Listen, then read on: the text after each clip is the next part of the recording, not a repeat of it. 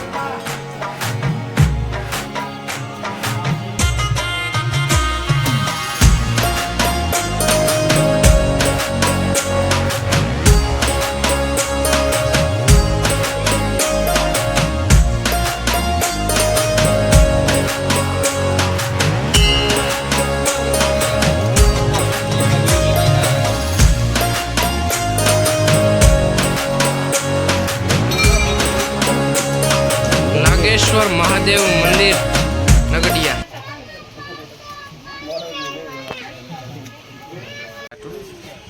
તો મિત્રો મગનભાઈ આવ્યા છે હાલીને નગડિયા નાગબાપાને મંદિરે. જય નાગબાપા. બકોત્રા પરિવારના આપણા નાગ દેવતાની આ તમામ ડેરવાણના બકોત્રા પરિવાર આવે છે પાયસમના દિવસે. શ્રાવણ પાયસમમાં જૂનો ઇતિહાસ આની છે.